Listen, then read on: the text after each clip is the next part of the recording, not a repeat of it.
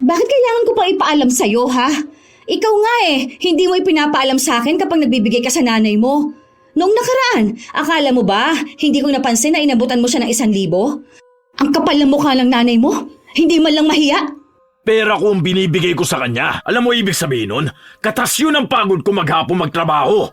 Kung pakapala ng mukha lang, hindi ba mas makapal ang mukha ng nanay mo? Bakit sa'yo iaasa ang panganganak ng kapatid mo? Wala bang asawa yon, ha? Tapos kung makapagparinig ka kay mama kapag nakikikain siya rito, akala mo naman pera mong ginagastos mo. Akala mo ba hindi ako nasasaktan kapag kinakawawa mo si mama, ha? Nanay ko yun. At lahat ng paghihirap niya noon maitaguyod lang ako, kitang-kita ko.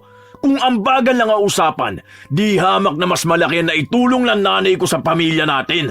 Sa totoo lang ang babaw nitong pinagmula ng away natin Ayon sa iba, biyenan ang isa sa pinakamahirap mong pakikisamahan. Ngunit paano kung mabait naman ang ina ng iyong asawa, ngunit sadyang hindi mo gustong makisama? Katulad na lamang ni Aiza na kahit anong buti ng kanyang biyenan, nagagawa niya pa ring makahanap ng ikagagalit dito. Dahil sa kanyang pagiging bastos, pagbabayaran niya ang sumpa na papataw sa kanya. Magagawa pa nga kaya niyang magbago? O hahayaan na lang niyang damahin ang kaparusahan habang buhay? Nagbigay ka na naman ng pera sa mama mo? Pambibili kasi ng gamot, mahal. Alam mo naman na walang ibang inaasahan si mama kundi ako lang, di ba? Ako lang naman ang anak niya tapos wala naman siyang asawa. Oh, tingin mo, sino naman tutulong sa kanya? 60 years old pa lang naman yung mama mo, tapos walang ibang ginawa kundi ang umasa sa'yo? Ang ibang ang mas matanda pa sa kanya nagtatrabaho pa Kung wala naman pala siyang pera, maghanap siya dyan ng pwede niyang pasukan. Maglako siya ng pagkain o kaya sa mga tindahan, sa karinderya, sa palengke. Ang daming paraan para magkaroon siya ng pera. Ako ang may ayaw na magtrabaho siya dahil maraming iniindan sakit si mama. Isa pa, hindi naman talaga siya umaasa ng buo sa akin. Anong hindi umaasa? Pabigat nga siyang masyado sa atin. Mag-isa lang siya sa buhay. Dapat gumawa siya ng paraan kung paano niya bubuhayin ang sarili niya. Kung gusto niya talaga, pwede naman siya mamalimos dyan sa kalsada. Gusto mong hayaan ko na lang ang nanay ko na gawin yon? Siya ang nagpalaki sa akin. Ibinuhos niya ang buong buhay niya para lang mabigyan ako ng magandang buhay. Siguro walang masama kung ako naman ang babawi, di ba? Isa pa, kakaunting pera lang naman ang binibigay ko, mahal. Hawak mo naman lahat ng sahod ko 1K nga lang ang inabot ko ngayon dahil kailangan ni mamang bumili ng gamot. 1K lang? Hoy, 1K din yun pwede na natin ipambili ng ulam yun O kaya naggamit ng anak natin? Parang hindi kami ang priority mo Nag-asawa ka pa kung ayaw mo rin namang talikuran yung nanay mo. Hay, bahala ka nga dyan. Ang hirap mong kausap. Ang ina ni Angelo ang madalas na pag-awayan nilang mag-asawa. Ayaw na ayaw kasi ni Aiza na naglalabas ng pera ang kanyang asawa para ipantustos sa ina nito. Para kay Aiza, dapat ang iniintindi ni Angelo ay sila lamang ng kanilang anak.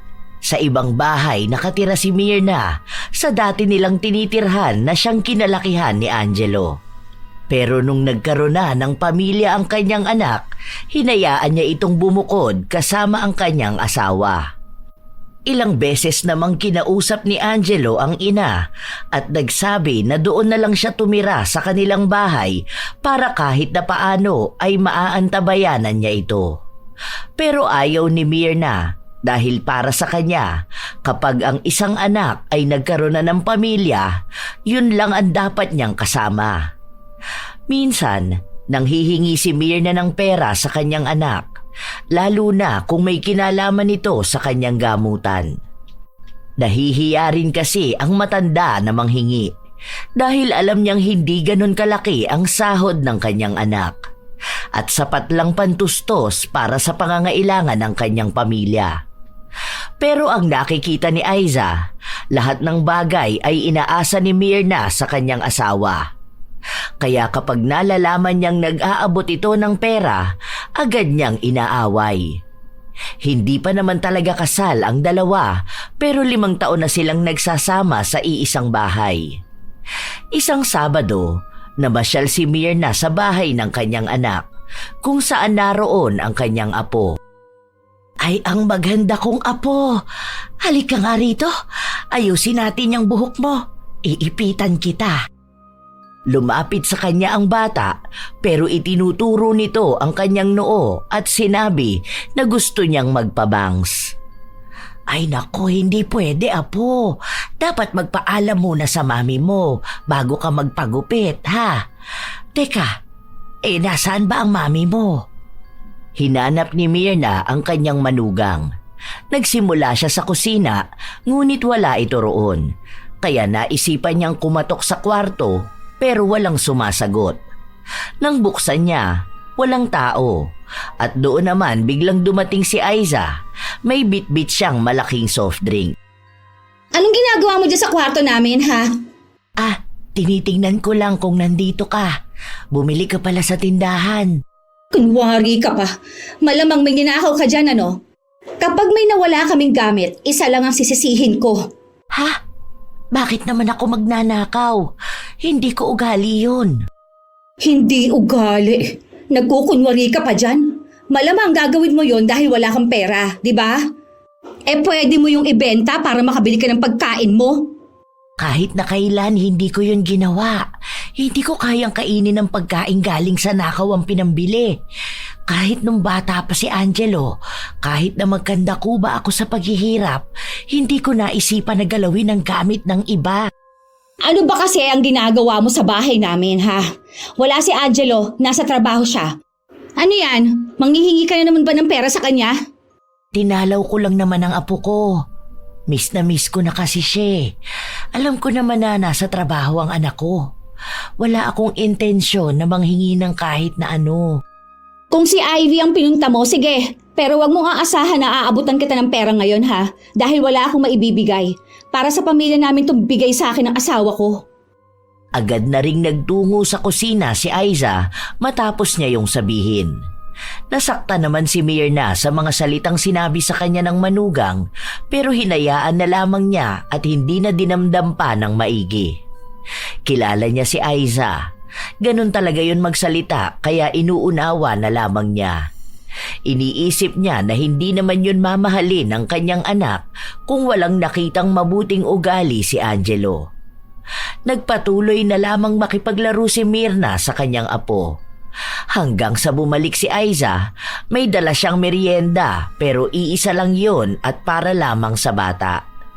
Sinabihan lang siya na kung gusto niya, kumuha na lang siya ng tubig sa kusina. Pero wag niyang pakikialaman ang pagkain sa lamesa dahil nakatabi yon para kay Angelo. Ngumiti lang si Myrna at sinabi na hindi naman siya nagugutom. Pero nang makaalis si Aiza, ang mismong apo niya ang naghati ng pagkain at ibinigay sa kanya. Noong una, ayaw sana niyang tanggapin pero dahil isinusubo na sa kanya ng apo, kaya kinuha na rin niya ito. Gabi na nang umuwi si Myrna. Ang akala niya ay hindi siya maaabutan ng anak pero sa paglabas niya, saka namang dating ni Angelo. Oh, ma, nandito ka pala. Oo, gusto ko kasing makita ang apo ko. Tuwang-tuwa nga ang bata nung makita ko. Eto, uuwi na nga ako. Oh, mamaya ka na umuwi. Ako na lang maghahatid sa'yo. Tara muna, dito ka na kumain. Ay, hindi na anak. Wag na, pauwi na rin naman ako. Sa bahay na lang ako kakain. Pwede naman ako magsaing Maaga-aga pa naman. Nandito ka na, ma. Uuwi ka pa. Ako na lang maghahatid sa'yo. Minsan ka na nga lang magpunta rito sa bahay. Sige na, ma. Huwag na matigas ang ulo. Nandyan po ba si Aiza? Nasa kusina siya. Nagluluto ata ng hapunan ninyo. Oh, nagluluto na pala tapos alis ka pa? Hindi na anak. Nahihiya naman ako sa inyo. Alam ko naman na mahirap ang buhay ngayon kaya dapat laging nakabudget sa inyo ang pagkain. Akala nyo naman ang dami nyong kumain para maubos ang lulutuin ng asawa ko. Tara na po, ma. Nakakaramdam ng hiya si Myrna dahil ramdam niyang pag-aawayan na naman ng mag-asawa ang pananatili niya sa bahay para makikain. At hindi nga siya nagkamali. Kahit na hindi nagsasalita si Aiza, ramdam niya ang inis nito sa kanya. Halos magdabog na rin ang kanyang manugang sa kusina. Habang kumakain sila, Pansin ni Angelo na hindi kumukuha ng ulam ang kanyang ina. Ito pa ma, dami nitong ulam, bakit sabaw lang ang kinukuha mo? Ay, hindi. Okay lang to, nak. Mas maganda kapag sabaw lang. Hindi ko masyadong mangunguyay ang karne. Malambot naman to ma.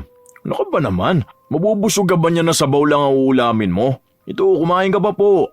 Ang konti niyang kinakain mo. Oh. Hindi na napigilan ni Mirna ang kanyang anak matapos na maglagay pa ng kanin at ulam sa kanyang plato. Napangiwi naman sa inis si Aiza. Nakatitig at nakabantay siya sa ulam na halos ayaw nga niyang ipagalaw sa kanyang biyenan. Ano ba naman yan? Talagang dumagdag pa ng ulam. Masiba itong matanda na to eh. Nagsasalita ka ba, mahal?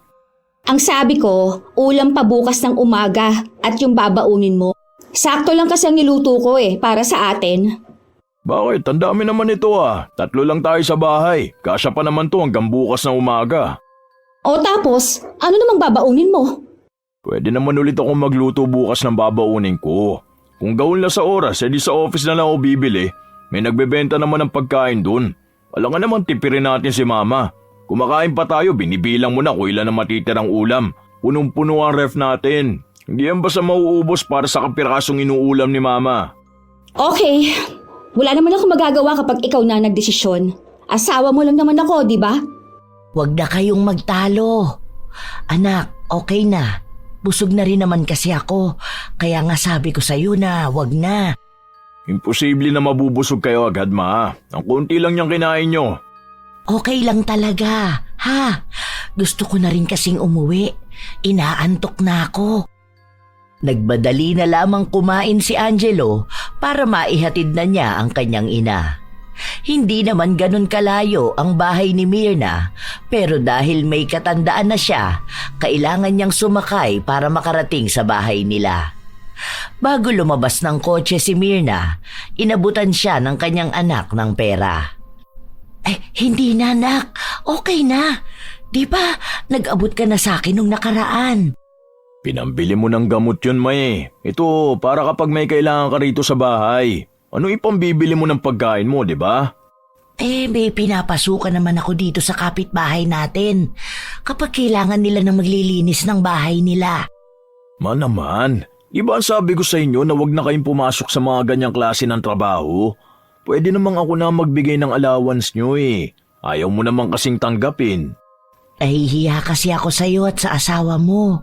Alam ko na mahirap ang buhay ngayon. Ang mahal ng bilihin. Tapos naguhulog pa kayo ng sasakyan, di ba? Ayoko na isipin mong obligasyon mo ako. Humihingi naman ako ng tulong sa iyo kapag hindi ko na talaga alam kung saan ako didiskarte ng pera. Kaya huwag ka nang gumasto sa akin, ha? Hindi ka malaking abala sa akin, ma. Obligasyon kita. Malaki ang utang na loob ko sa'yo. Kung hindi dahil sa paghihirap mo noon, baka hindi ako nakapagtapos ng pag-aaral, di ba?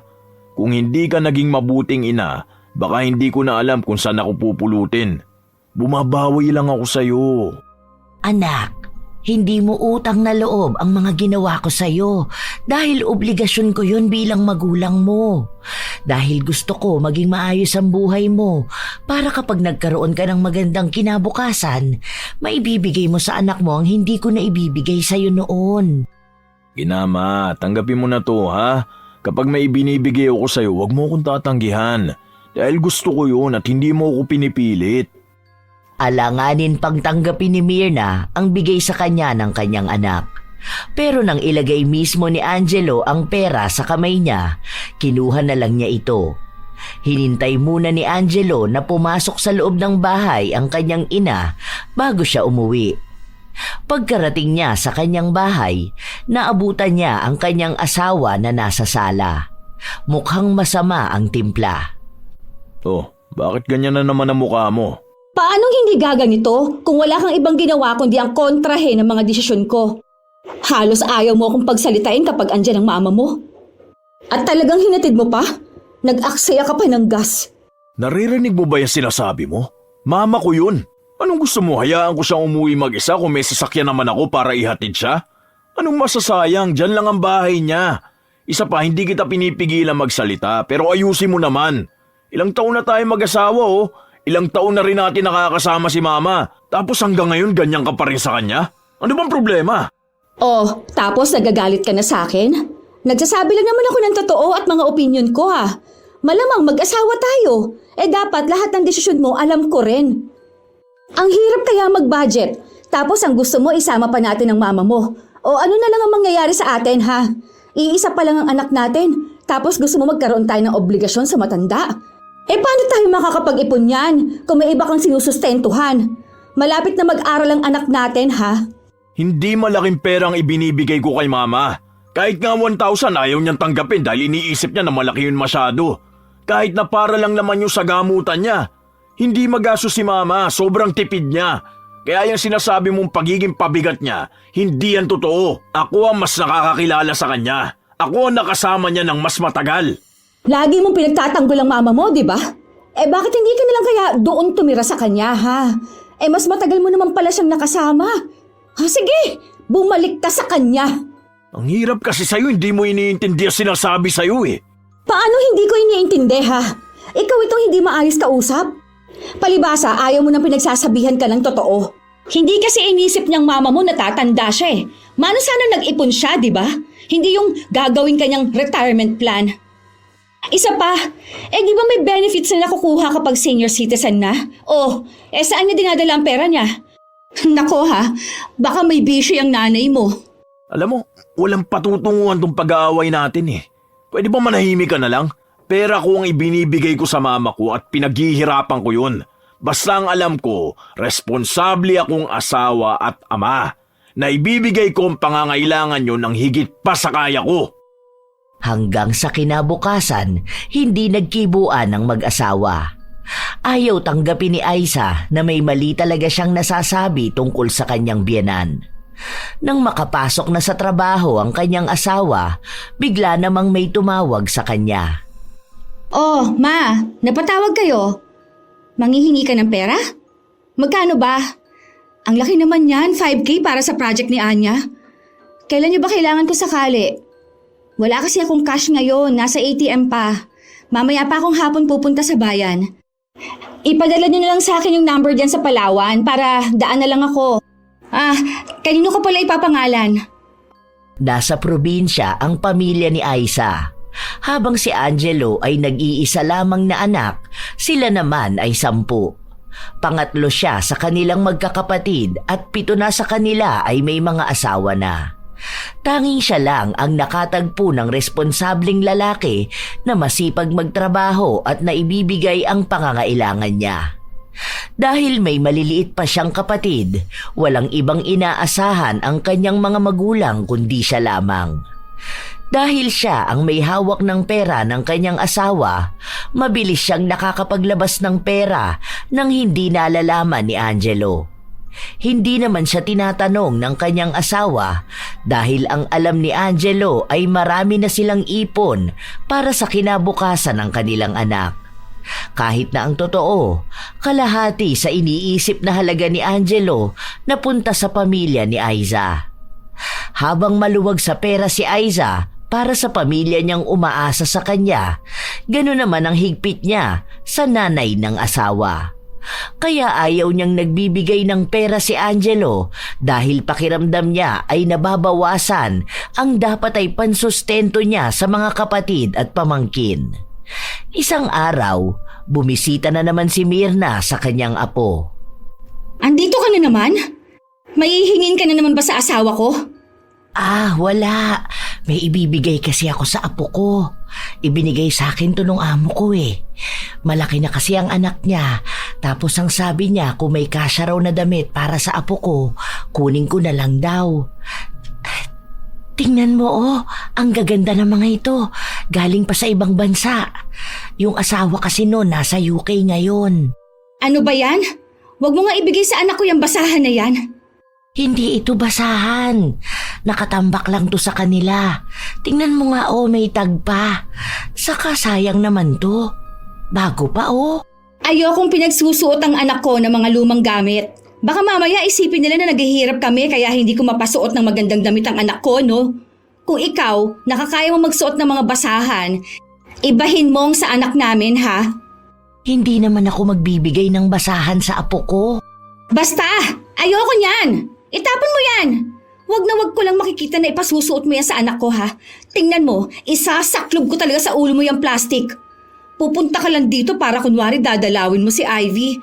Pero panigurado ako niyan, hihingi ka lang ng pera sa asawa ko. Hindi na kumibo pa si Mirna.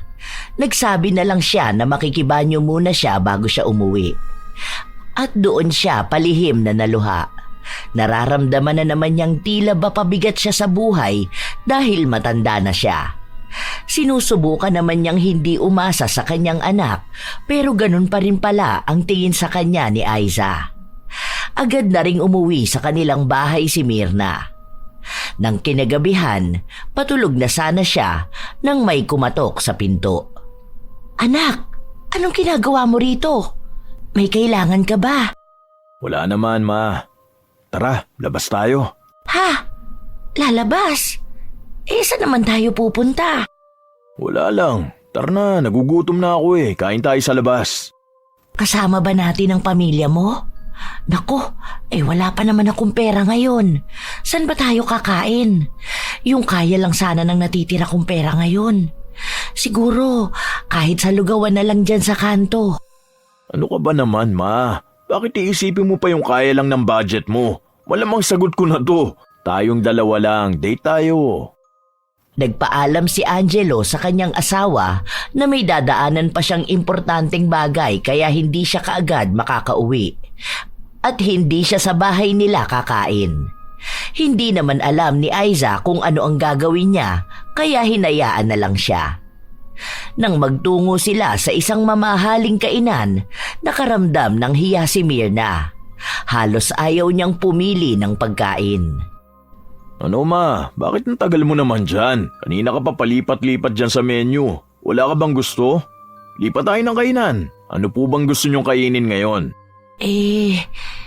Ang mamahal naman dito. Tingnan mo nga ang spaghetti nila, 350 pesos isang plato. Tapos ito namang sandwich nila, 400 pesos. Wala ba rito yung mga nasa 50 pesos lang? Ma, mura na yan. Huwag mo intindihin ang presyo niyan. Pumili ka kung anong gusto mong kainin. Gusto niyo ba magkanin o itong spaghetti at sandwich? Gusto niyo po ba magtubig or juice? Ay, wag yan anak. Ang mahal kasi niyan eh. Magkano na yan Baka umabot ka ng 1K para lang sa pagkain ko.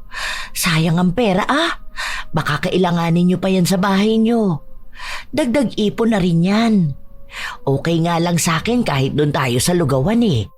Mas mura yun. Hindi ka gagastos ng 500. Ma, kakainin mo naman to kaya bakit panghihinayangan mo? Ano ka ba? Ngayon nga lang ako manlilibre sa'yo, kailangan mo pang bilangin kung magkanong mailalabas ko. Okay na to, ha? Ito na o-orderin ko. Nakakahiya talaga anak.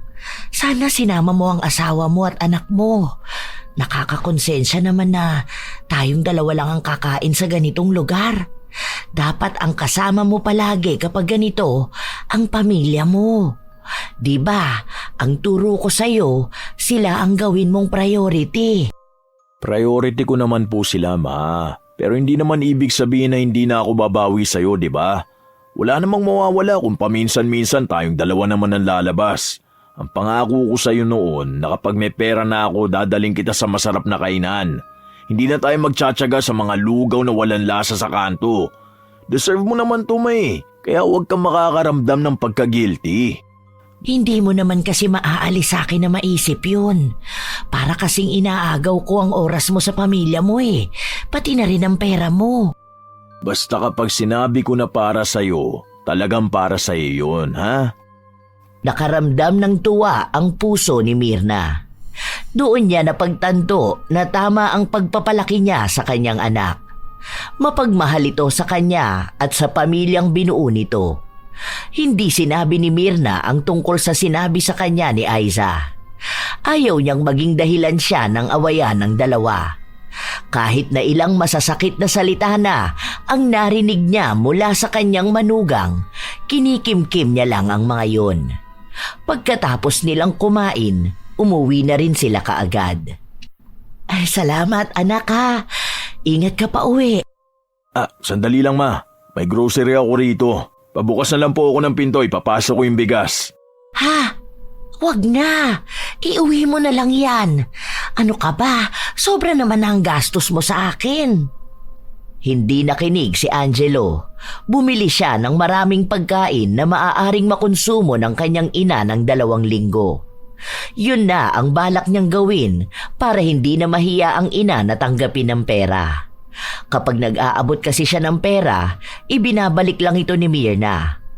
Kada 2 linggo, nagdadala ng grocery si Angelo at hindi yun alam ng kanyang asawa.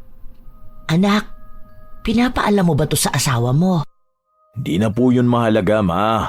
Pera ko naman po ang gamit ko dyan eh.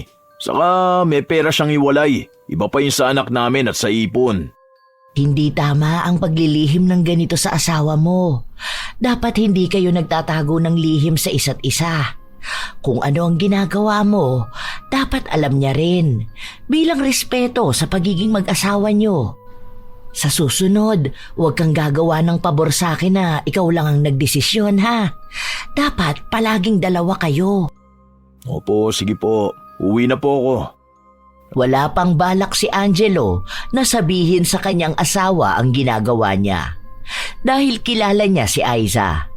Sa oras na malaman itong gumagastos siya para sa kanyang ina, siguradong magagalit na naman ito sa kanya. Dumating ang isang araw na walang pasok sa trabaho si Angelo, kaya nasa bahay lang siya at nakikipaglaro sa kanyang anak. Biglang tumunog ang cellphone ni Aiza na nakalapag sa sofa. Dahil nasa banyo ito, si Angelo na ang sumagot. Ina ng kanyang asawa ang tumawag. Hindi pa siya nakakapagsalita nang bumungad sa kanya ang mga salitang magpadala raw ulit ng 3,000 si Aiza dahil ang pinadala niyang pera noong nakaraang linggo ay pinambili ng gamit ng kanyang kapatid dahil malapit na itong manganak.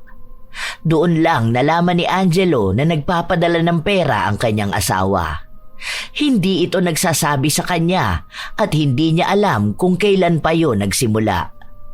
Namatay lang ang tawag nung lumabas na ng banyo si Aiza. Oh, bakit? Sino kausap mo? Ang nanay mo, nagtatanong kung makakapagbigay ka ba ngayon dahil naubusan daw sila ng gasol. Ano namang sabi mo? Ang sabi ko, nasa banyo ka pa. Bakit yun lang ang sinabi mo? Hindi mo malang naisip na magpresenta at sabihin na magpapadala ka sa kanila? Kailangan nila ng pera sa bahay. Minsan na nga lang silang manghingi ng tulong sa akin eh. Kung ang nanay mo nga isang hingi lang sa'yo, bigay ka na kaagad. Tapos, yung nanay ko, parang kailangan pang pag-isipan bago ka maglabas ng pera. Oh, ano na naman kinalaman ni mama ha? Dahil kapag siya ang mag-aabala sa'yo, okay lang na magbigay ka. Kahit na hindi mo na sabihin sa akin, di ba? Maglalabas ka ng pera para lang may maibigay ka sa kanya. Talaga ba? Talagang dinadawit mo pa si mama kahit na wala naman siyang kinalaman ha? Ano bang sinabi ko sa nanay mo na nanghihingi ng 3,000 dahil nagamit daw yung binibigay mo 5,000 pambili ng gamit ng kapatid niya?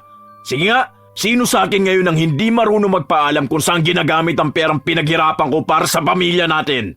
Tingnan mo, iniiba mo na kaagad ang usapan natin. Palibasa, gusto mong ipagtanggol ang sarili mong ina.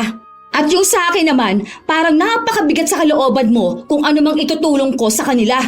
Kailan ba kita pinigilang tumulong sa kanila? Di ba kahit naman nung hindi pa tayo kasal, lahat ng sahod mo ay pinapadala mo sa kanila? May narinig ka ba sa akin? Wala di ba? Dahil alam kong gusto mo makatulong sa kanila. Nung kinasal na tayo at nabuntis ka, hindi na kita pinagtrabaho hanggang ngayon di ba? Tapos ako pa nagsasabi sa'yo na magpadala ka sa bahay niyo dahil kawawa yung maliliit mong kapatid. Na malalaman ko mas malaki pa ang pinapadala mo kaysa sa ibinibigay ko sa mama ko. Naglalabas ka ng ilang libo sa 1 linggo lang. At ang malala doon, wala pa akong kaalam-alam. Bakit kailangan ko pang ipaalam sa'yo, ha? Ikaw nga hindi mo ipinapaalam sa akin kapag nagbibigay ka sa nanay mo. Noong nakaraan, akala mo ba hindi ko napansin na inabutan mo siya ng 1,000? Ang kapal ng mukha ng nanay mo, hindi man lang mahiya. Pera ko ang binibigay ko sa kanya. Alam mo ibig sabihin nun? Katas yun ang pagod ko maghapon magtrabaho. Kung pakapala na mukha lang, hindi ba mas makapal ang mukha ng nanay mo? Bakit sa'yo iaasa ang panganganak ng kapatid mo? Wala bang asawa yon ha? Tapos kung makapagparinig ka kay mama kapag nakikikain siya rito, akala mo naman pera mong ginagastos mo. Akala mo ba hindi ako nasasaktan kapag kinakawawa mo si mama, ha? Nanay ko yun. At lahat ng paghihirap niya noon, maitaguyod lang ako, kitang-kita ko. Kung ambagan lang ang usapan, di hamak na mas malaki na itulong lang nanay ko sa pamilya natin. Sa totoo lang, ang babaw nitong pinagmulan ng away natin eh. Yun na nga, ang babaw lang naman talaga. Pero pinalala mo lang dahil wala kang ibang ginawa kundi ipagtanggol ang nanay mo. Natural, nanay ko yun. Anong gusto mo? Hahayaan ko lang na may magsasabi na masama tungkol sa kanya? Mag-asawa tayo, pero hindi ibig sabihin nun may karapatang kang bastusin ang nanay ko. Walang kahit na sino ang pwedeng gumawa nun. Oh, sige, ilaban mo lang yung nanay mo. Mas pinapaboran mo siya sa lahat ng bagay. Siguro, ang dami niyang sinasabing masasama tungkol sa akin, ano? Kaya ganyan ka dahil mas pinaniniwalaan mong sinasabi niya. Sige lang, magkampihan lang kayong dalawa. Habang nagtatalo ang dalawa, bigla namang dumating si Mirna. Hindi niya alam ang dahilan kung bakit nagtatalo ang dalawa, pero naririnig ang sigawan nila sa labas. Nang makita si Mirna ng kanyang apo, napatakbo ito papunta sa kanya at umiiyak. Ano bang nangyayari at nagtatalo kayong dalawa? Kaharap niyo pa talaga ang bata. Ayan, andyan na palang mama mo. May kakampi ka na? Ayan, sige, magsumbong ka sa kanya na para kang isang bata na inagawan ng laruan ng isang babae. Magpakaduwag ka sa harapan niya. Para naman maawa siya sa'yo. Tumigil ka na! Huwag mo ako sinisigawan! Ano pa kayong dalawa? Huminahon kayo. Wala kayong mapag-uusapang maayos kung magsisigawan kayo. Nagpapatalo kayo sa emosyon nyo eh. Naririnig pa ng anak nyo. Ilang taon pa lang to oh. Kung may hindi kayo pagkakaunawaan, pag-usapan nyo ng maayos. Wala kaming magiging usapan na maayos dahil sa'yo. Ikaw lang naman ang dahilan kaya palagi kami nag-aaway dalawa eh. Kung hindi ka kasi asa ng asa sa anak mo, hindi na sana kami aabot sa magsisigawan kami ng ganito. Maayos naman kaming dalawa eh. Kung hindi ka lang dikit na dikit sa pamilya namin. Pasensya na. Hindi ko alam kung anong pinagtatalunan nyo at ako pa ang naging dahilan. Ay, ano ba ang mali kong nagawa? Marami! Ikaw mismo! Ikaw yung mali! Hingi ka ng hingi ng pera sa asawa ko. Kung hindi mo naman pala kaya mabuhay mag-isa, sana namatay ka na lang. Tumigil ka na! Huwag mong pagsasalita ng ganyan na mama ko. Sa susunod na ulitin mo yan, sinasabi ko sa'yo, uuwi ka ng probinsya nyo at dun ka makikisiksik sa nanay mong walang ibang inatupag kundi ang magbuntis, mag-anak na marami at iasa sa taong nakakaangat ang buhay nila. At talagang tinakot mo pa ako, no? Akala mo ba hindi namin kaya ng anak ko nang wala ka? Wala akong sinabi na isasama mo ang anak natin sa paghihirap nyo. Hindi ka magiging mabuting ina sa kanya. Alam mo kung bakit? Dahil ngayon pa lang, hindi ka na mabuti sa nanay ko. Kaya anong maituturo mo sa bata, ha? Ituturo mo sa kanya maging bastos sa nanay na magiging asawa niya?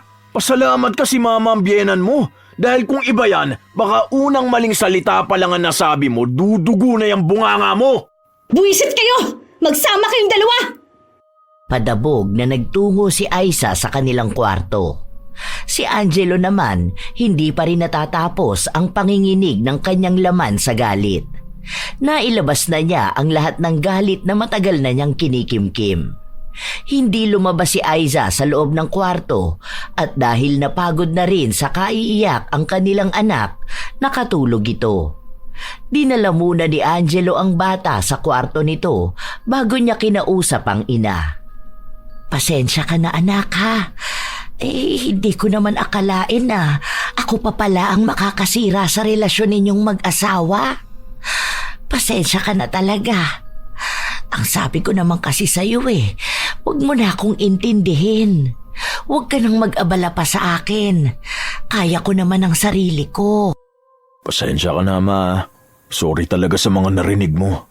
Hayaan mo na lang munang humupa ang galit ni Aiza.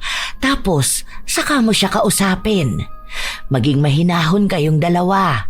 Walang magandang patutunguhan kung uunahin ninyo ang galit. Isa pa, isipin ninyo ang kapakanan ni Ivy. Sa totoo lang po, napapagod na ako sa kanya. Pinipilit ko naman siyang intindihin. Kaso ang hirap. Ayoko siya magdamot sa pamilya niya. Pero gusto niya maging madamot ako sa'yo. Kung wala si Ivy, naku, baka matagal na kami naghiwalay niyan. Tama nga po talaga sinasabi nila. Dapat kung pipili na magiging asawa, yung hindi madamot. Iba-iba kasi talaga ang ugali ng mga tao. May pangit na ugali ang isa at meron din naman silang mabuting pag-uugali. Pero hindi naman ibig sabihin na gano'n na sila noon. Mananatiling ganoon sila habang buhay. Bigyan mo ng pagkakataon na magbago ang isang tao. Binigyan ko na po siya ng pagkakataon. Ilang taon na po ba kaming kasal? Ang ayoko po kasi sa lahat yung pupunahin ang pagtulong ko sa'yo. Opo, hindi ko kayo obligasyon kasi hindi nyo rin naman ako inuobliga na bigyan kayo ng pera o tulungan kayo. Pero gustong gusto ko po makabawi sa inyo eh. Kaya nga po ako nagpapakahirap sa trabaho ko. Dahil habang nabibigyan ko ng magandang buhay ang pamilya ko, gusto ko rin po na mabigyan din kayo.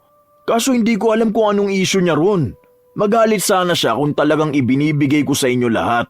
Mas malaki pa nga ibinibigay niya sa nanay at mga kapatid niya eh. Pagdating sa ganyang usapin, kayong dalawang mag-asawa lang ang makakapag-ayos niyan. Sa buhay may asawa talaga, hindi mawawala ang problema sa pera at sa pamilyang tinutulungan nyo. Pero hindi ibang tao ang makakapagbigay ng magandang advice dyan dahil kayo mismong dalawa ang makakapag-ayos niyan. O sige na, kapag naging maayos na ulit si Aiza, pag-usapan nyo yan ha. Huwag na sana yang lumala at umabot pa na maghihiwalay kayo.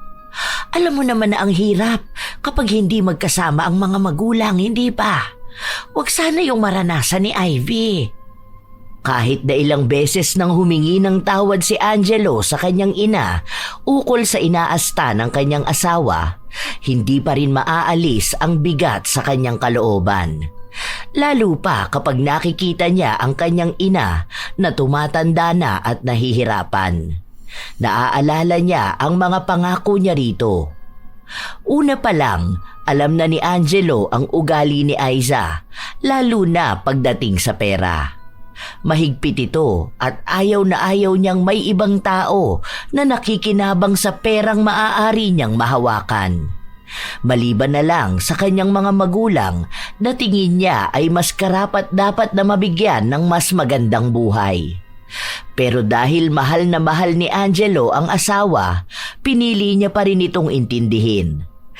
Hanggang sa hindi na niya napigilang isipin na mas lumalala pa ang ganoong kalalang ugali na umaabot pa sa punto na pinagsasalitaan na ng masama si Myrna.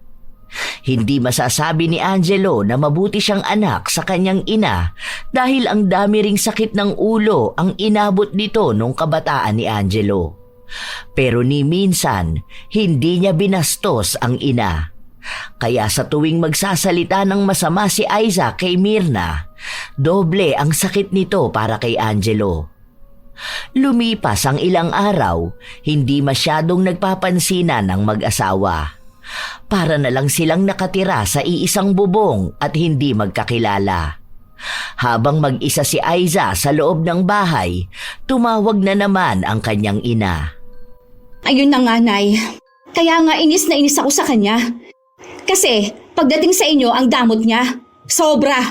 Nuknukan ng kadamutan. Sa akin pa siya nagalit nung nagsabi ako ng hinanakit ko doon sa palahingi niyang nanay. Kung hindi ko lang siya mahal, at kung hindi lang din dahil sa anak namin, isinauli ko na siya doon sa nanay niya. Kamping-kampi siya doon. Kasi awang-awa dahil matanda na raw. Kakapikon lang kasi. Tapos hanggang ngayon, hindi pa rin ako kinakausap. Ang taas ng pride niya. Hindi man lang humingi ng tawad sa akin. Kung ano-anong salita rin ang sinabi ng kanyang ina laban kay Myrna para lang sabihin na may kakampi siya. Matapos nito ay humirit na naman ang pera sa kanya. Wala sa akin ang ATM dahil kinuha niya. Lahat ng gagastusin sa bahay kailangan alam ko rin. Ako ang babae, dapat ako may hawak ng pera, no? Hindi yung ganyan. Malamang nasulsulan na naman ang nanay niyang walang hiya eh. Pero, sige po, gawan ko ng paraan ha. Para makapagpadala ako sa inyo. Wala kasi akong trabaho. Ayaw niya dahil mas gusto niya na pagtuunan ko ng pansin yung anak namin. Sige na po, Nay. Ibababa ko na ang call, ha? Tawag na lang ulit ako kapag nagbigay na ng pera si Angelo. Ilang araw pa ang lumipas, sumapit na ang araw ng sahod ni Angelo. Dahil hawak niya ang pera, nag-abot na lang siya sa kanyang asawa nang gagastusin ito pansarili at para sa kanilang anak. Bakit ito lang? Ano naman magagawa ko sa pera na yan, ha? Talagang tinitipid mo kami ng anak mo? Ano? Ayaw mo na rin ba kaming pakainin? Hindi ko sinabi na yan din ang gagamitin yung pangkain. Nag-grocery na ako. Personal yung pera yan. Ito? Talagang ito lang, ha? Ano bang gusto mo? Wala ka na may ibang gagastusin sa bahay May gusto ka bang bilhin? Sige, sabihin mo sa akin, ako ang bibili. Magbibigay ka na naman sa nanay mo. Paano naman sa bahay namin? Ayan na nga ang pera mo, di ba? Bahala ka na dyan kung anong gusto mong gawin dyan. Kung gagamitin mo ba yan para sa sarili mo, para sa anak natin, o lahat yan ibibigay mo sa pamilya mo. Basta yan na yun. Saka na ulit kita bibigyan. Buwisit talaga. Halatang kamping-kampi ka sa nanay mo, ano? Inutusan ka ba niya na huwag akong paghawakin ng pera, ha? Ano, gusto niya siya na lang ang hawak ng pera mo? Walang hawak si mama na pera ko. Ako mismo may hawak ng pera ko. Ngayon ko lang nalaman na halos wala na pala tayo naiipon. Siguro kung hindi ko pa nalaman ang ginagawa mo, baka ubos na ang perang iniipon natin para sa kinabukasan ni Ivy. Akala mo yata ganun lang kadaling kitain ang pera na yun Ngayon sinusumbatan mo na ako? Akala mo ata napakabuti mo talagang asawa at tatay, ano? Kung ipagmalaki mo na responsable ka, akala mo naman hindi mo yun obligasyon sa amin. Hindi ko ipinagmamalaking responsable ako. Ang sinasabi ko sa'yo na hindi mo maintindihan yung para sa anak natin. Kaya tayo nag-iipon para kahit na anong mangyari sa hinaharap, handa na siya sa mga pinansyal na pangangailangan. Yun ang iniisip ko. Pero paano kung maubos mo yung ipon natin sa pagbibigay sa pamilya mo na may kanya-kanya na rin naman dapat obligasyon sa buhay? Ano mangyayari kay Ivy, ha? Aasa lang siya palagi sa kung ano maibibigay ko dahil wala tayong naimbak para sa kanya? Paano kapag wala na ako? Wala na rin siya magandang kinabukasan? Yun ang hindi mo naiintindihan Malamang sa away natin na to, idadamay mo na naman si mama, di ba? Aba, damay naman talaga siya. Tumutulong lang ako sa pamilya ko, masama na ba yon? Paulit-ulit na lang tayo, bahala ka na sa buhay mo. Basta ako magbibigay ako ng pera. Ikaw nang bahala ko, ibibigay mo sa kanila lahat para tulungan mo silang maging batugan. Buti sana kung bilyonaryo ang asawa mo para iangat mo sila sa buhay. Kakasabi mo sa akin na may pamilya akong dapat unahin kesa sa nanay ko, ikaw naman ang bumaligtad. Kesa kinabukasan ng anak mo, intindihin mo, buhay ng ibang inuuna mo. Anong klaseng ina ka? Kahit na anong pang-aaway ni Aiza sa kanyang asawa, hindi talaga dinadagdagan ang perang binibigay sa kanya. Hindi niya rin alam kung magkano ba ang ibinibigay ni Angelo sa kanyang ina.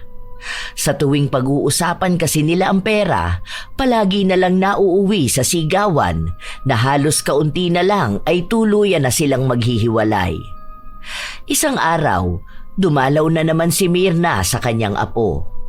Nais niya rin kasing makausap si Aiza dahil alam niya na hindi pa rin nagkakaayos ang mag-asawa. Tulog si Ivy. Sa susunod ka na lang bumalik dito kapag nandito ang anak mo, ha? Para naman may kakampi ka. Hindi ko kailangan ng kakampi dahil wala naman akong gagawing masama sa'yo. Nais lang sana kitang makausap. Alam ko na ilang buwan na kayong nagkakalabuan ng anak ko. Buti alam mo, kung ano-ano na naman sigurong panunulsol ang ginagawa mo kay Angelo. Alam mo, anak mo lang yun. Hindi mo yun pag-aari, ha? May pamilya na siya, Sana naman, hindi ka na nanggugulo sa amin. Palibasa, wala na kasing nagmamahal sa'yo kaya kaganyan. Ano bang sinasabi mo, Aiza? Kahit na kailan hindi ako nanulsol sa anak ko. Kapag nagsasabi siya sa akin, pinapayuhan ko siya ng tama. Anong tama? Ang gipitin niya kami ng anak niya sa pera? Ang gawin akong madamot sa mga magulang ko, ha? Ang sama kasi ng ugali mo, no? Kaya gusto mo pati ang asawa ko maging ganyan kasama sa'yo. O paano? Kapag nagbigay nga naman ako sa mga magulang ko, di mawawalan ka, diba? Malulugi ka. Wala ka namang ibang iniisip kundi ang sarili mo lang. Pwede bang huminahon ka muna? Kaya nga ako nagpunta rito para makausap ka ng maayos. Hindi tayo magkakalinawan kung wala kang ibang gagawin kundi pangunahan ako at ang magalit. Lawakan mo ang pangunawa mo. Leche kang matanda ka! Pakunwari ka pang nagbabait-baitan sa harapan ko kahit alam ko naman kung ano ba talaga ang gusto mo. Malamang, dumalaw ka lang ngayon para maghanap ng isusumbong sa asawa ko.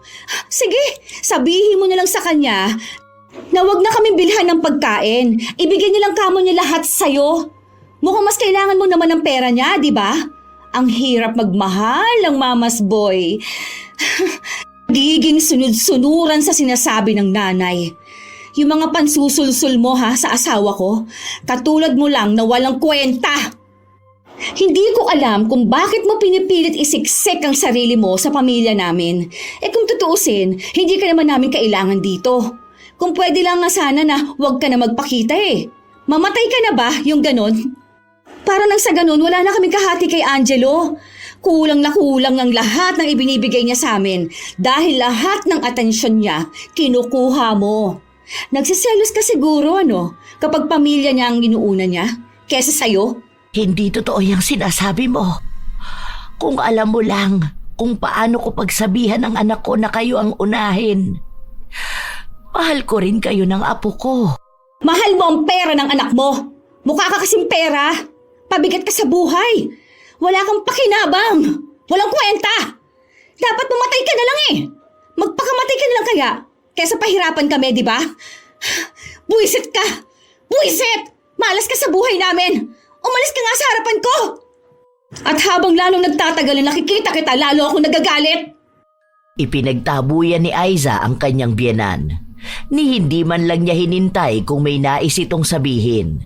Dahil kahit ano namang paliwanag sa kanya ni Myrna, wala siyang pakialam. Opinyon niya lang ang mahalaga para sa kanya.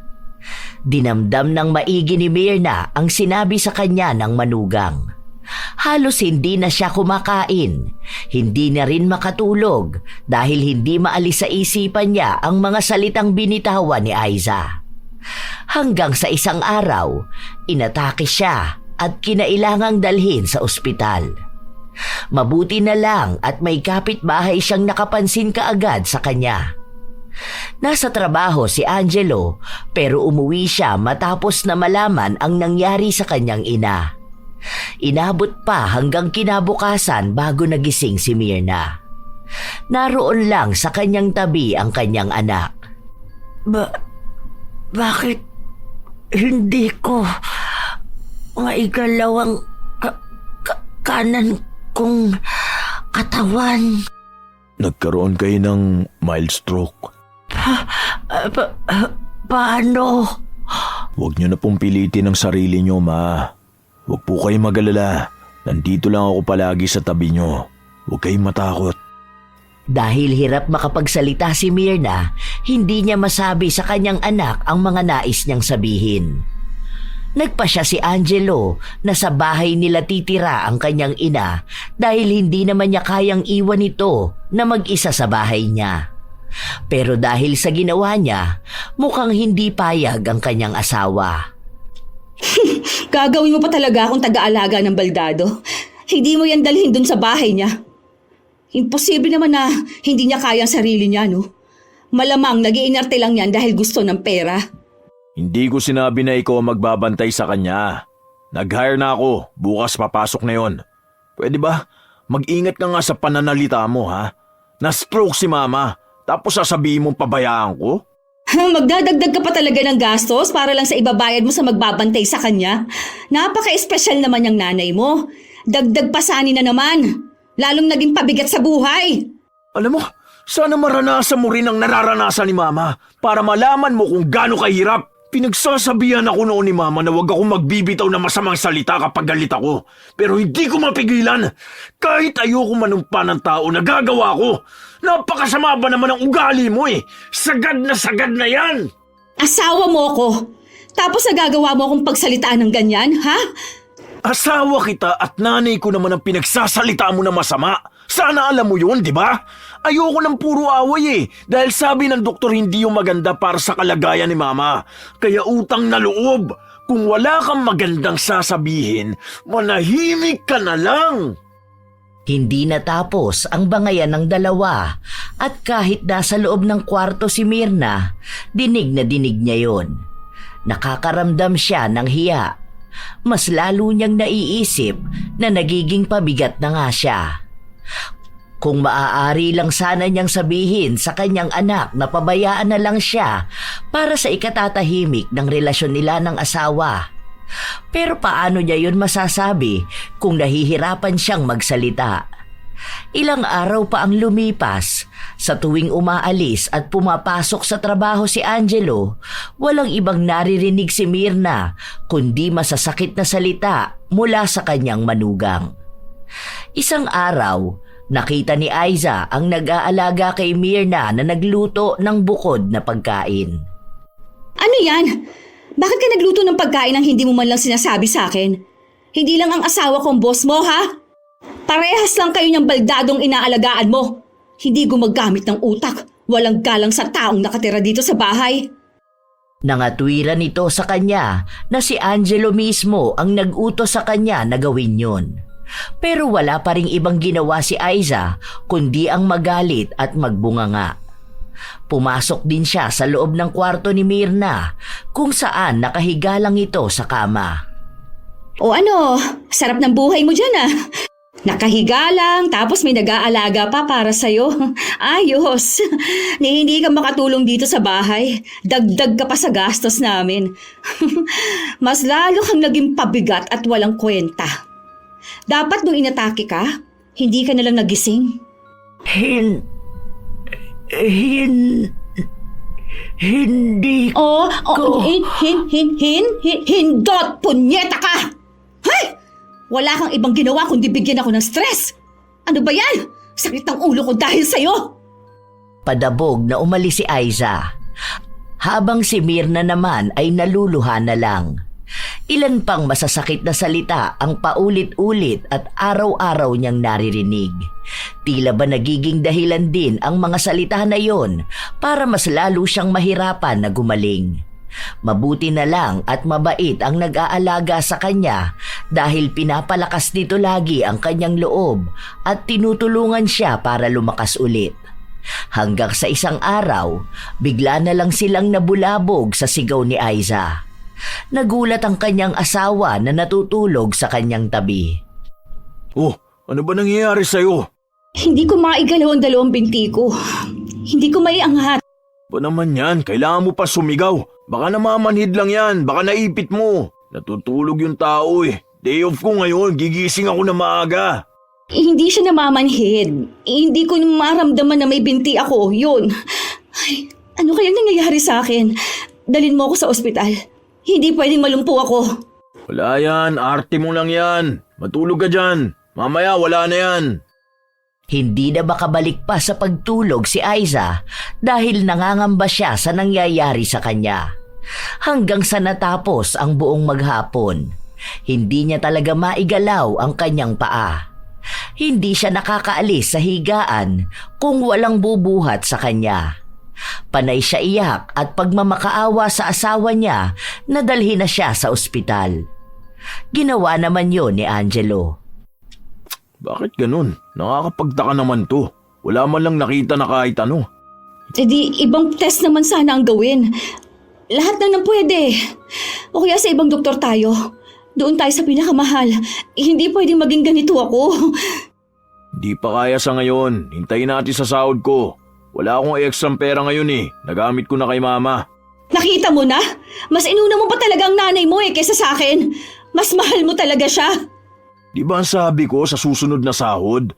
Galing na nga tayo rito sa ospital ah. Wala namang makitang dahilan kung bakit hindi ka makapaglakad, di ba? Ayoko! Gusto ko na maagapan ka agad to. Gamitin natin ang pera ni Ivy. Di pwede dahil naka-time deposit yun. Malapit naman na ang sahod ko eh. Ilang araw na lang. Maghintay ka na lang. Hindi pwede. Ayoko maghintay. Kailangan gumaling ka agad ako. Matuto ka maghintay. Wala tayong magagawa sa ngayon kundi ang maghintay lang. Kahit na anong galit ni Aiza, wala pa rin siyang ibang nagawa kundi sundin ang sinabi ng kanyang asawa. Dahil parehas na sila ni Myrna na hindi makakilos sa bahay, dalawa na silang naging alagain.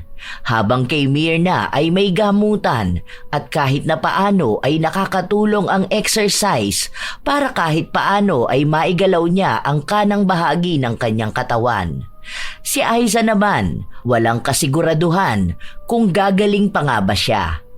Dahil bukod sa wala siyang iniinom at ginagawa, wala ring makitang dahilan kung bakit siya nagkakaganon. Ilang linggo pa ang lumipas, palaging galit at sumisigaw sa bahay si Aiza. Lalo na kapag may kailangan siya at ang nagbabantay sa kanya ay kay Myrna nakatuon. Tanga ka ba, ha? Hindi mo ba alam ang pangalan mo? Kanina pa ako tawag ng tawag sa'yo, di ba?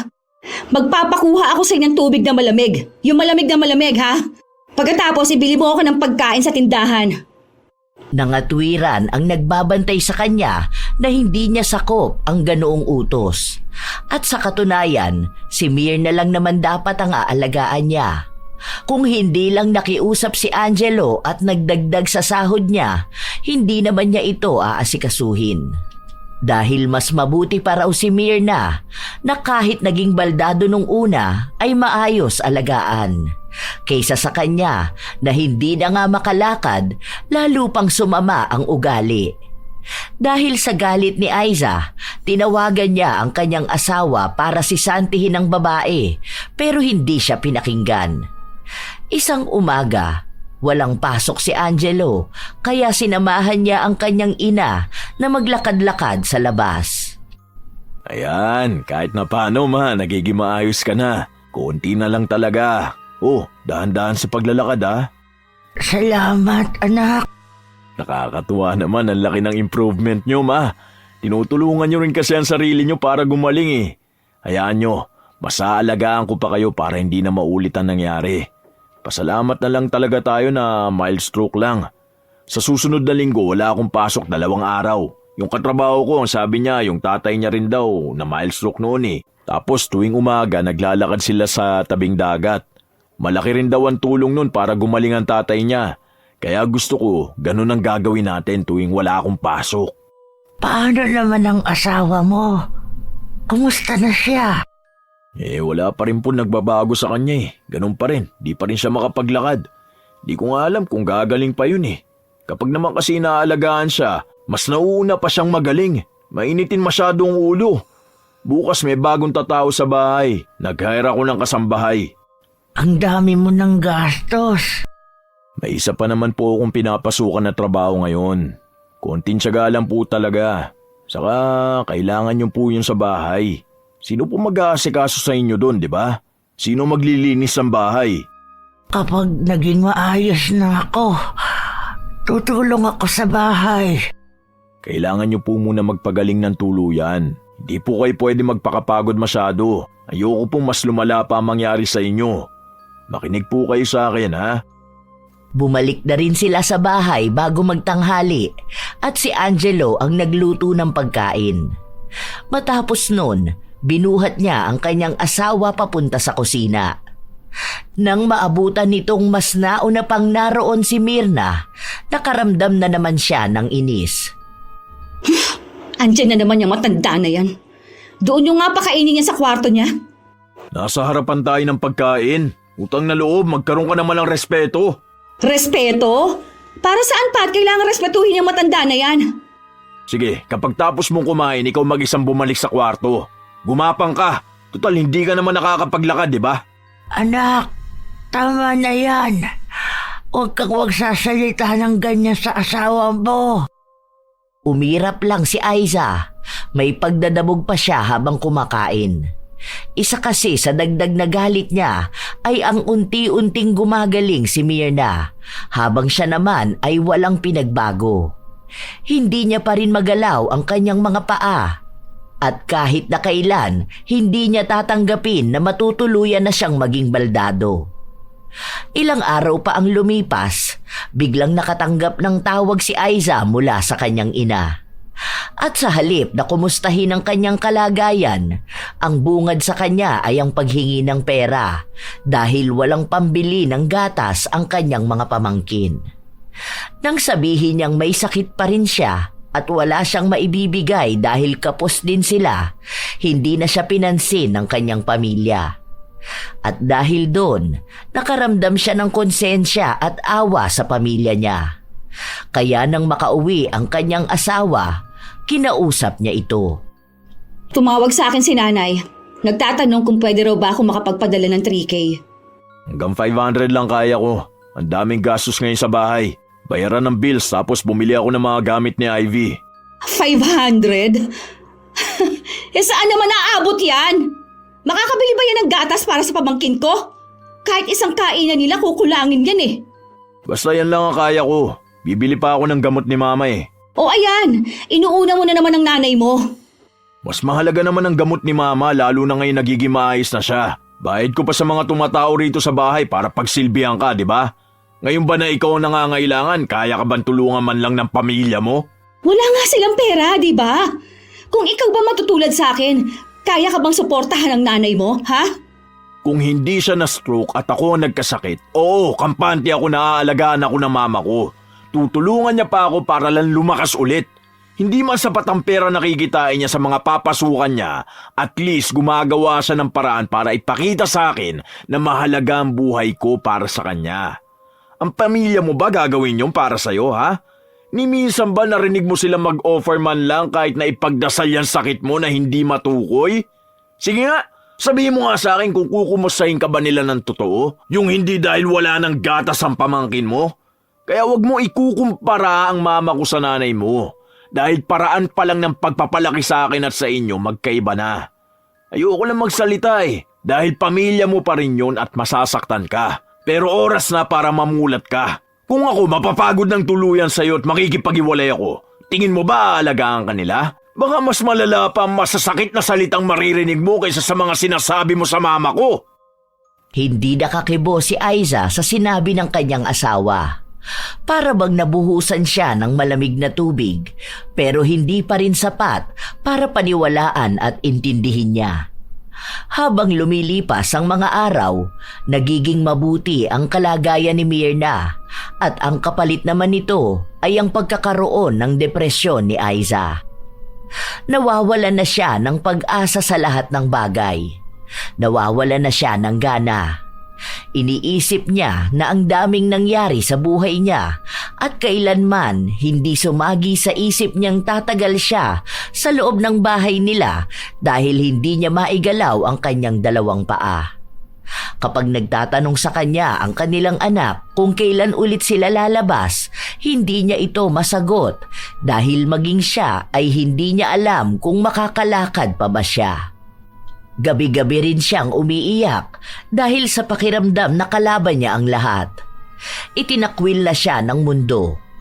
Kahit pamilya niya, hindi siya pinapansin. Kahit na gusto niya lang naman ang kausap at makarinig ng mga salita na magpapalakas sa kanyang kalooban. Doon niya lang nalaman na marahil ay tama si Angelo. Binibili niya lang ang atensyon ng pamilya niya. At sa oras na wala na siya at baon na siya sa sarili niyang paghihirap, wala sa kanyang mag-aabot ng kamay para lang isalba siya. Isang hapon, walang ginawa si Aiza kundi ang umiyak. Pinapatahan na siya ng kanyang anak pero ayaw niyang makinig. Hanggang sa lumabas ang bata at ilang saglit lang ay pumasok ang kanyang biyenan. Hindi pa ganon kagaling si Myrna, pero mas mabuti naman na ang kalagayan niya kaysa nung una. Nakakakilos na siya, pero kailangan ay maingat. Bawal siyang gumawa ng mga mabibigat na trabaho. Anong ginagawa mo rito?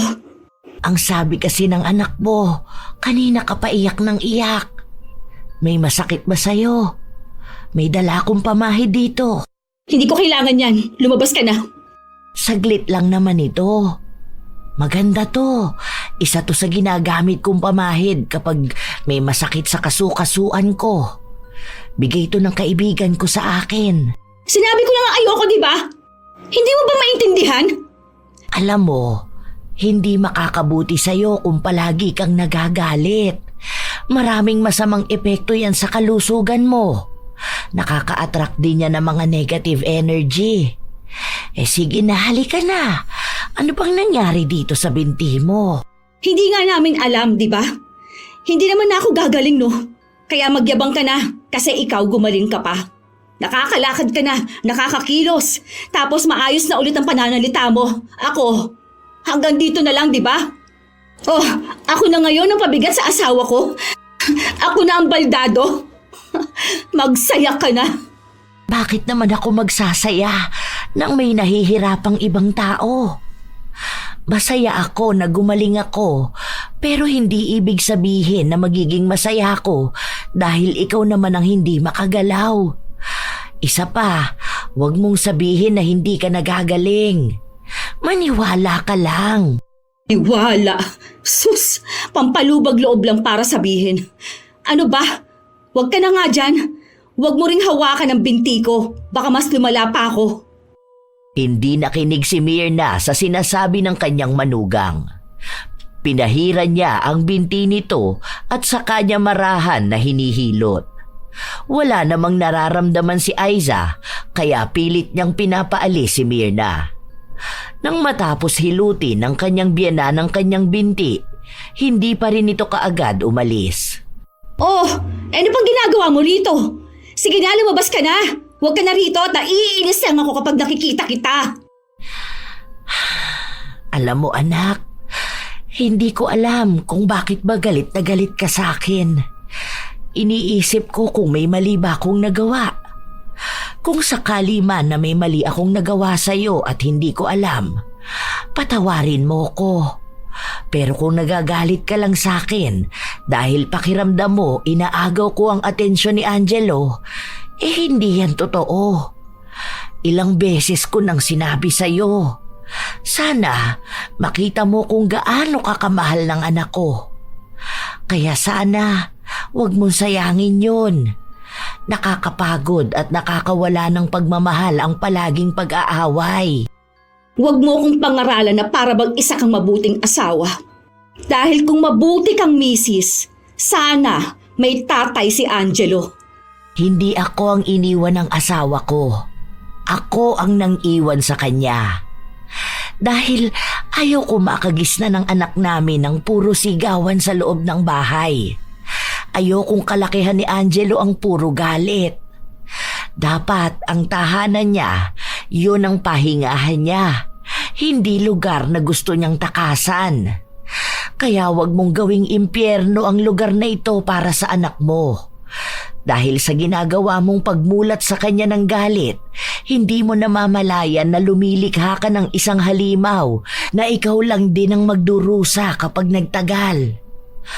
Kasi sa totoo lang, hindi lang sa akin ang patama ng mga ginagawa mong galit, kundi mas malaki ang epekto nito sa loob ng bahay niyo.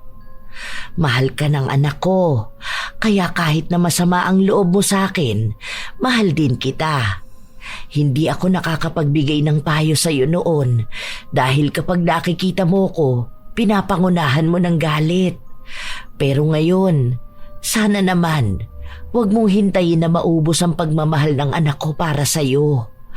Dahil sa isang pagsasama, merong respeto.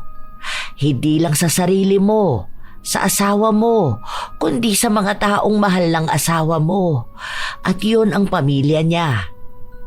Hindi ako ang kalaban mo kundi ang sarili mo. Nagiging refleksyon lang ako dahil hindi mo makita ang problema kapag nakatingin ka sa salamin. Kaya hanggat may pagkakataon pa, sana pag-isipan mo ang mga ginagawa mo. Hindi na nagsalita pa si Aiza. Gusto niyang ilabas pa ang galit niya pero unti-unting pumapasok sa utak niya ang nangyayari. Naisip niya na wala naman siyang maipagmamalaki sa kanyang asawa. Kung gagamitin niya ang anak nila bilang laban para manatili ang pagsasama nila, hindi yun magiging makatarungan sa bata. Dahil kung sakali man, nagugustuhin talaga ni Angelo na makipaghiwalay sa isang baldado na walang pakinabang, kayang-kaya niya yun. Pwede siyang ipagpalit sa mas matino at mas mabait na babae. Doon unti-unting nagbago ang pakikitungo ni Aiza sa kanyang asawa. Nakakaramdam din siya ng hiya dahil ang daming ginagawa ni Angelo para lang malaman kung paano siya gagaling. Si Myrna naman, palagi niyang pinupuntahan sa kwarto si Aiza. Kahit na walang epekto ang paghilot niya, ginagawa niya pa rin. Nagbabaka sakali siya na makatulong nga ito. Ma, Oh, bakit? May nararamdaman ka na ba sa ginagawa ko? wala pa rin po. Pero gusto ko po sanang mag-sorry sa inyo. Ang dami ko pong nasabing masasakit na salita sa inyo. Tapos, kasasabi ko sa inyo na kayo ang pabigat. Biglang ako na ngayon ang pabigat sa buhay ni Angelo. Sorry po ha.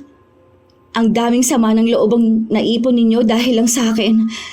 Ang sama kong tao. Siguro po, karma na rin to eh. Kaya siguro pinarana sa akin na maging baldado para malaman ko kung anong pakiramdam ng isang taong walang magawa at walang maitulong.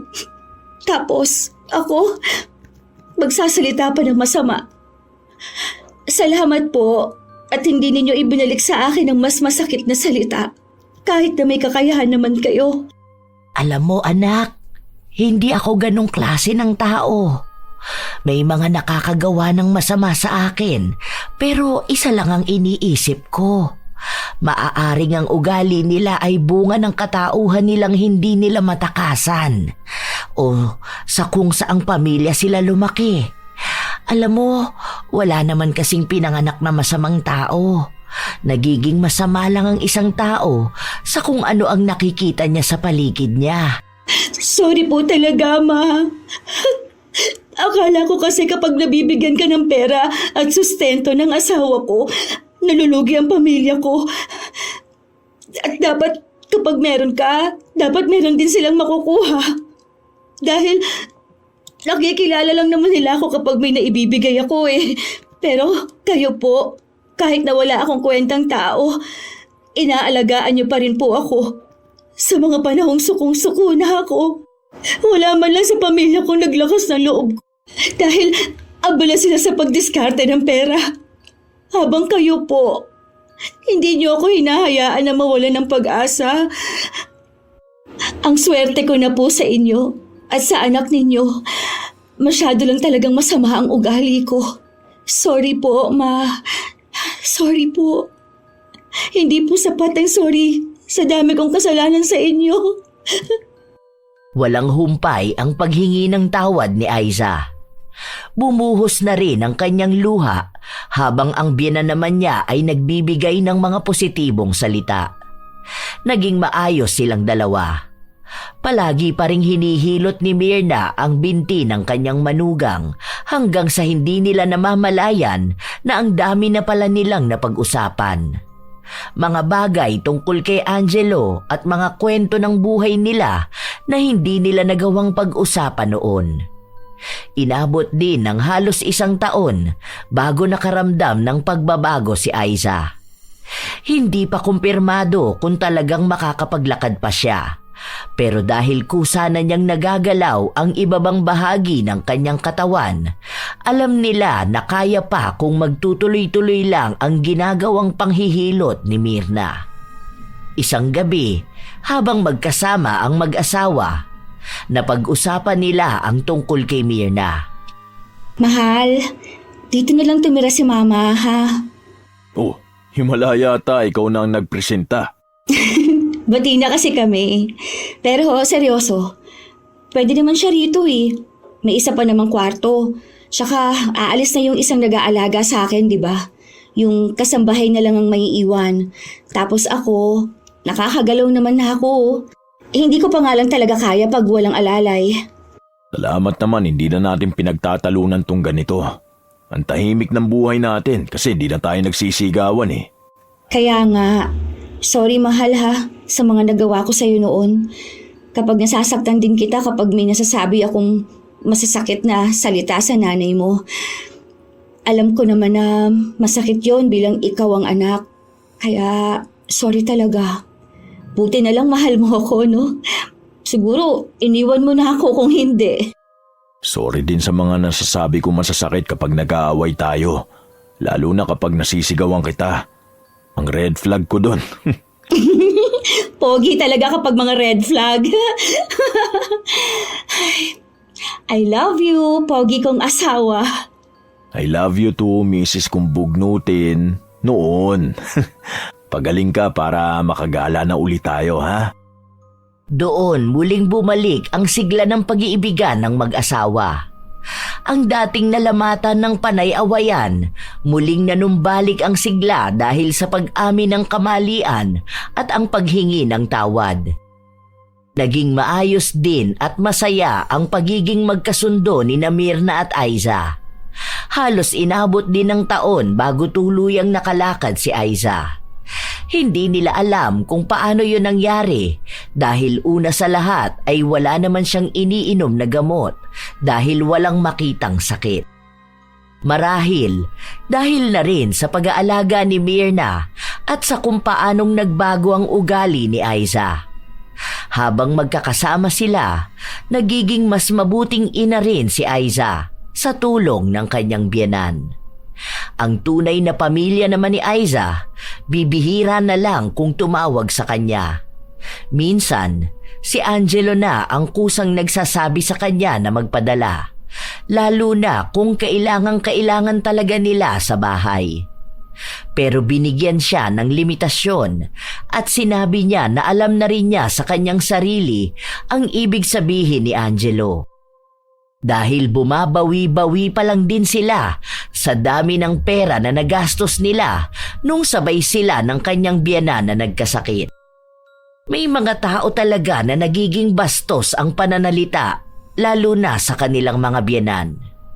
May iilan kasi na iniisip na naaagaw ang atensyon ng kanilang asawa at ang pera na dapat ay buong napupunta sa kanilang pamilya. Pero tandaan na hindi naman ibig sabihin na inaako pa ng anak ang responsibilidad sa magulang ay kakawala na siya sa pagiging anak. Ang ibig sabihin lamang nito ay hindi niya kailanman makakalimutan na siya ay anak at ang pinapairal niya ay paggalang at pasasalamat. Huwag lang sanang magkaroon ng mga magulang na aabuso sa kabutihan at pera ng anak. Timbangin ang lahat ng bagay. Huwag maging masama sa isang taong kabutihan lamang ang nais na ibigay sa iyo. Ang biyenan ay hindi kalaban. Bago pa man nakilala ng anak ang kanyang asawa, ang mga magulang muna ang humubog at nagpalaki sa kanya. Hindi lahat ay nabibigyan ng biyaya na magkaroon ng mabuting biyenan at tapat na asawa. Kaya kung may nagmamahal sa iyo ng totoo, huwag mong hayaan na malaso nito ng galit na nakatago sa iyong sarili. Ang pag-ibig at respeto kailanman ay hindi dapat sinusukat sa pera o pag-aari.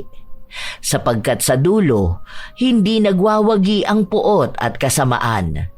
Ang nananatili ay ang mabuting alaala ng isang pusong marunong magmahal at ng isang kaluluwang marunong magpatawad.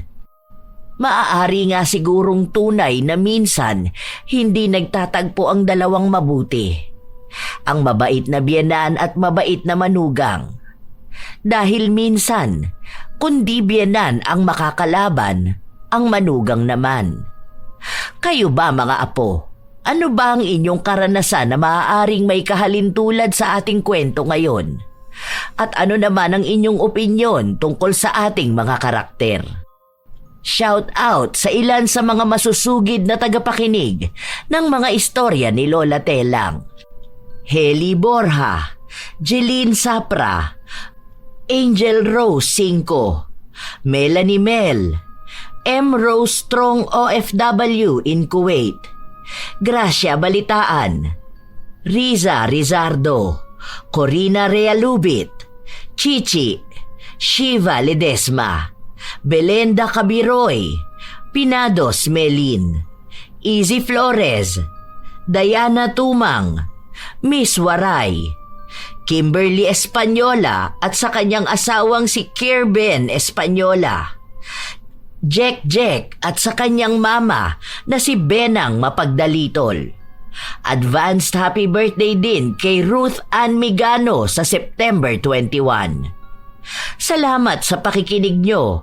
Tootsie Roll, Jocelyn Laguna Rayon, Artes Donaldson, Mel G. Tupal, Food Vlogs, Mary, Koy Cabrera Sembrano, Corazon Ingay, Maria Teresa Morales, Elgin TV Vlog, Glory Lee Olivo, Relin Ape, Maylin de Guzman, Mibo Dal.